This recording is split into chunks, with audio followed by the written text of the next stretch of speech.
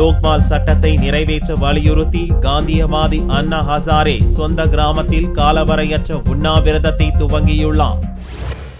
ஊழலை ஒழிக்கும் வகையில் உருவாக்கப்பட்ட லோக்பால் மசோதா 2011ஆம் ஆண்டில் லோக்சபாவில் நிறைவேற்றப்பட்டது. ஆனால் மசோதாவின் அம்சங்கள் தொடர்பாக கட்சிகளிடையே ஒருமித்த கருத்து ஏற்படாததால் ராஜ்யசபாவில் இன்னமும் மசோதா நிலுவையில் உள்ளது.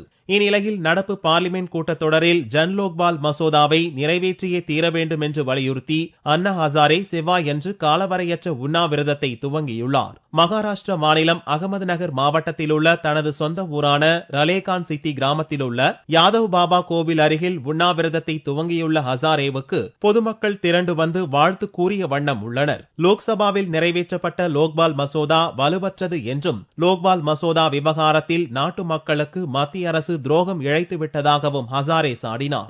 5 साल में एक बार जनता को गुस्सा निकालने का समय मिलता है चुनाव, और इस चुनाव में जनता ने वो गुस्सा निकाला. चारों राज्यों में कांग्रेस के धुआं उड़ा दिया. अभी कांग्रेस ने सबक सीखना है. जनता गुस्सा हो गई है, अभी जन लोकपाल लाना पड़ेगा.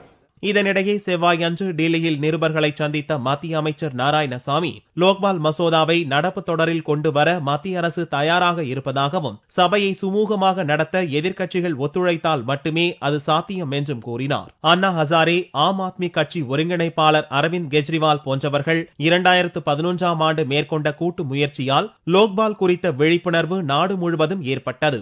இப்போது ஹசாரே, கெஜ்ரிவால் இருவருமே தனித்தனி பாதையை தேர்வு செய்த போதும் ஊழலை ஒழிக்கும் லோக்பால் மசோதா விவகாரத்தில் ஒத்த கருத்தை கொண்டுள்ளனர். இதனிடையே டெல்லி அரசியலில் புதிய சக்தியாக கெஜ்ரிவாலின் ஆம் ஆத்மி கட்சி உருவெடுத்துள்ளதால் லோக்பால் சட்டத்தை தள்ளி போட முடியாது என்ற நிலைக்கு தள்ளப்பட்டிருப்பதால் நடப்பு தொடரிலேயே மசோதாவை நிறைவேற்ற மத்திய அரசு முன்வந்திருப்பதாக பார்லிமென்ட் வட்டாரங்கள் கூறுகின்றன.